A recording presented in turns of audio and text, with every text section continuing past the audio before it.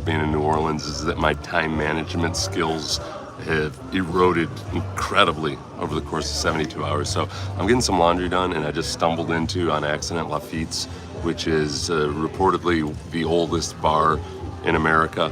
It's 1717 or so, or something like that.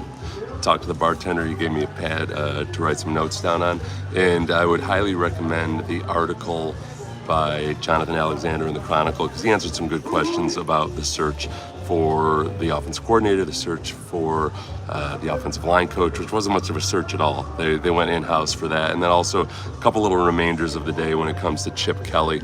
Nick Caley, I think there are a couple things that I've seen people have concerns about that are valid concerns, but that don't worry me as much.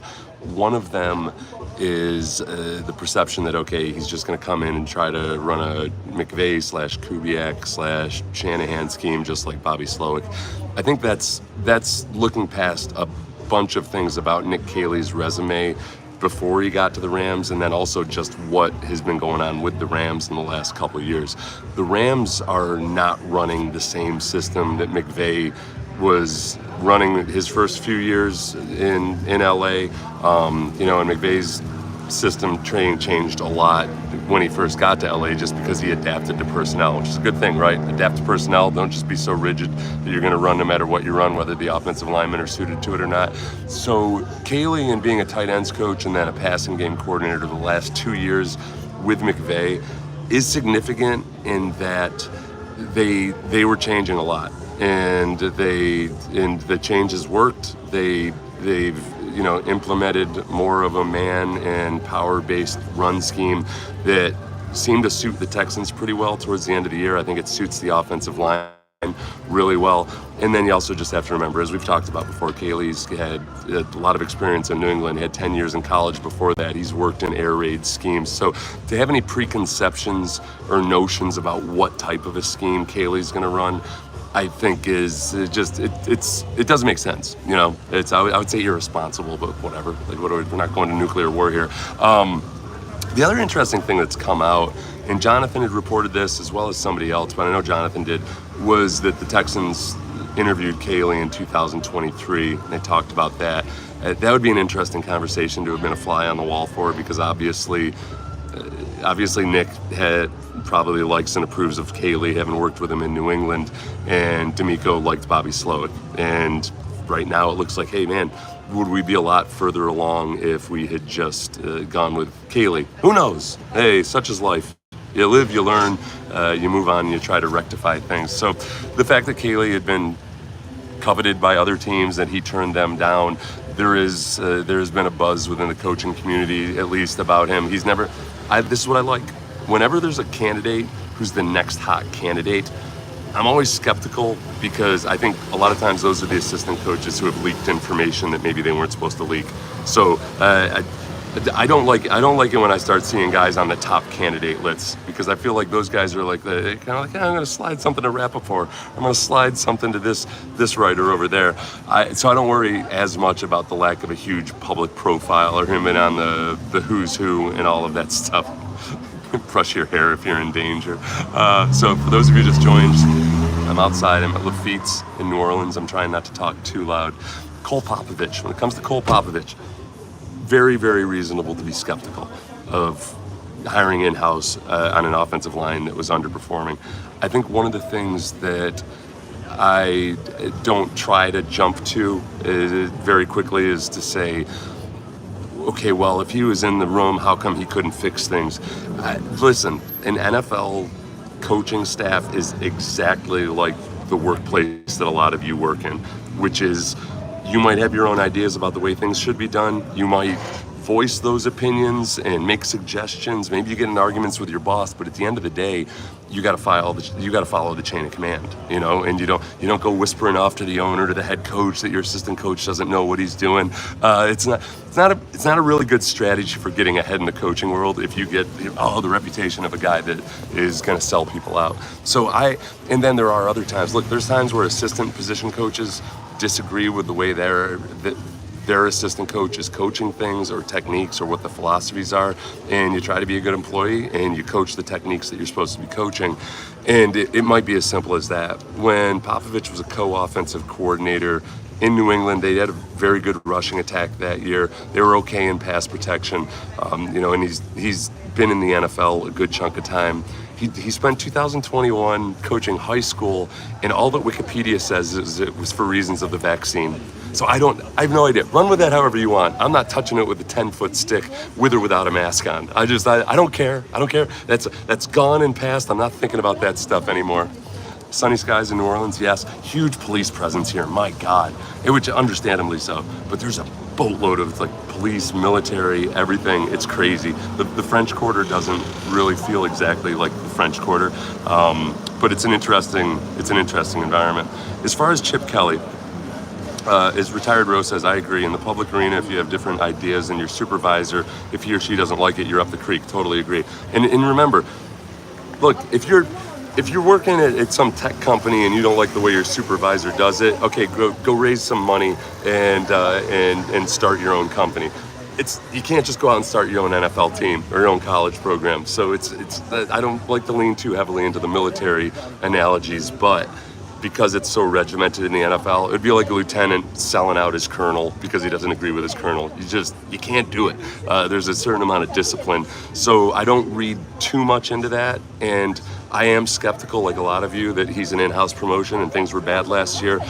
Jonathan Alexander said that a couple of the offensive linemen, I think he said at least 2 or maybe more, had voiced support for Cole Popavich. So I'm cool with that. I think we'll see how it goes. The last one on Chip Kelly, Jonathan had some good nuggets about that. I highly suggest check out Jonathan Alexander, follow him on Twitter. The Texans did have at least a couple phone calls with Chip Kelly. There was a reciprocal interest. It sounds like it probably fell apart somewhere around the $6 million mark. And I don't know if they ever got it. They didn't get into the official interview stage or get into hardcore negotiations or anything, but they were, I think that given the fact that there seems to have been an interest in Nick Caley for a while, I wonder if maybe this last week has just been negotiations with Nick Caley while the Texans continued to interview other people. Texans Spurs says discipline. Retired Rowe says that security is necessary these days. Well, especially given what happened a month ago in New Orleans, they're not going to mess around with this at all. It's just, I'm not complaining about it. I'm saying it's kind of surreal in a way. Like I said this morning, it feels almost like you're evacuating Saigon more so than you're hanging out in the French Quarter, because when you've got, there's police cars, and this was just last night on Tuesday night. There were like 4 police cars with their lights flashing, just showing a presence on almost every block down the French Quarter. There were, people in uniform with machine guns and everything, and it was all otherwise laid-back environment. There's nothing bad going on. I would imagine probably the safest it's ever been in terms of normal crime in the French Quarter right now. Tony Khan was with you guys last year. Bring him back. Yeah, we should try to get Tony Khan on, the free agent specialist. Shad Khan's boat. I can't remember if I talked about this on the live stream or on the radio. Shad Khan's boat is on the river there down near the Super. Oh my God, this thing, I've seen pictures of it before. I could not imagine that in real life this thing is as big as it is. I honestly, I'm having a hard time grasping and comprehending it. It's harder for me to comprehend than when I first heard about Altuve playing left field. You have to just change the way you think about everything to get comfortable with it. Tony Baselli is going to be his VP of whatever. Let's see. Did Aziz try to tackle the boat? That's great, Brandon. Let's see. Wouldn't they have been actively seeking new ideas, though? Concerning if not. Troy, I'm guessing you're asking about Cole Popavich. Again, when you're the assistant coach, the assistant coach, you might have ideas, but at the end of the day, you're subordinate to the position coach, and especially a position coach that had decades of experience in the NFL. So he might have plenty of different ideas about the way to do things. This is why no coach ever, or very rarely, just runs the exact same system as his predecessor, even if they were brilliant. Andy Reid worked under some brilliant coaches, and he went off and developed his own way.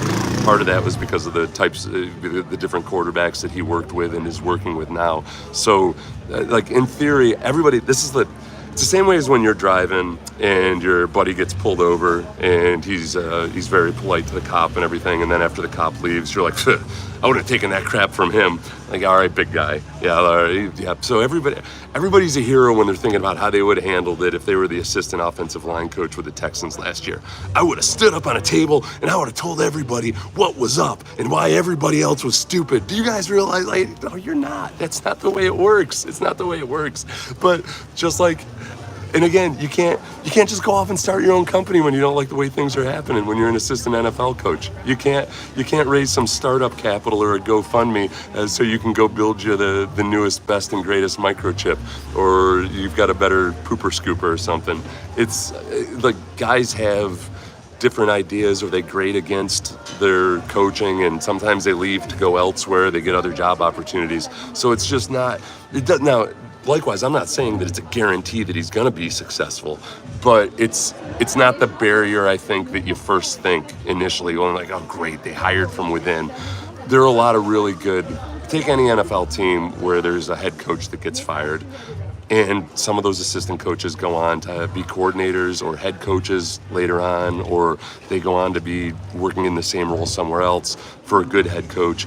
And all of a sudden, okay, was that assistant coach supposed to be the guy that fixed the Texans? It's just, I feel like it's an unfair expectation or a standard to use against a guy if those guys have seen, Caserio has seen Cole Popavich work. They were in the building. They could have seen perhaps the way he was working with some of the offensive linemen. My big concern, because it is a valid concern, is that I didn't think that a lot of those guys played very well fundamentally. I think they just had poor technique at times. I would love to think that if you had this diamond in the rough kind of O-line coach, great O-line coach in waiting, that he could have had a larger influence over that. But I don't know exactly how things were being coached and exactly how Bobby Slowick was translating it and what he was asking them to do. And sometimes it can be really, really difficult, if not. Trey, as far as what you said about wouldn't they have been actively seeking new ideas, Kaylee, this is where, again, I feel like it's insulting to Sean McVay to act like Sean McVay is just running the same stuff that Kubiak and Shanahan were running. Like, McVay very much became a different scheme when he was first with the Rams, and then he's transitioned away from the outside zone and become a different scheme in the last couple of years with the Rams. Caley was a part of that, and Caley was also a part of an offense in New England that, even though we grew tired of the term game plan offense, that you kind of change things from week to week, but certainly from year to year based on what you're good at. The Patriots changed based on their personnel, based on Tom Brady and his abilities, and they were very adaptable to their personnel. So what you just have to hope is that Nick Caley is Nick Caley, and Nick Caley's not trying to run Sean McVay's scheme to a T. I'm guessing that he and Sean McVay had disagreements about various things, and Caley might have done it differently. So it's just a big, vast unknown right now, and we'll find out. So this was at Lafitte's. I appreciate all of you for joining us. I promise there wasn't this much traffic when we first started. Rick says, we need a strong-handed O-line coach. The players didn't respect their coaching. Again, like, are you blaming the assistant offensive line coach for the offensive line coach not being good? I have no way to tell or know how I'm supposed to know that the offensive line didn't respect the assistant offensive line coach. It's honestly, the rationale behind that is foreign to me. I understand that it's a possibility. For whatever it's worth, Jonathan Alexander says that a few of the offensive linemen voiced their support for him, for Popavich, who is a distant relative of Greg Popovich, apparently. But it's like when you've got 5 offensive linemen and 2 of them are good and 3 of them are trash.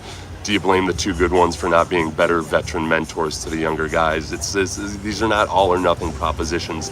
It's not simply everybody's trash or wow, everything's awesome. It just doesn't.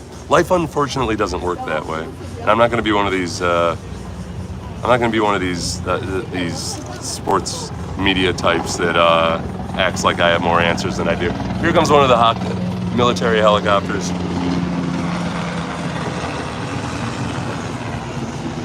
It's been going all day. It's getting active. It's getting active up here in New Orleans. I feel incredibly safe. The reason for the police presence is understandable, and yet they're everywhere. It's freaking crazy. So thank you, everybody. Yeah, I'll do a draft one here in a little bit, sometime here soon. I don't know how to get off this live stream. So Lafitte's, good time. I stumbled into it. I didn't even realize I was stumbling into it. I'd heard all about Lafitte's, oldest bar in North America, supposedly, apparently, and it was delightful. The bartender gave me a note that I could jot my notes down on. The note blew away 2 minutes into this live stream, and we still somehow managed to muddle through. So thanks, everybody. Thanks for the thoughts, too. Really good thoughts, even the ones I disagree with. You guys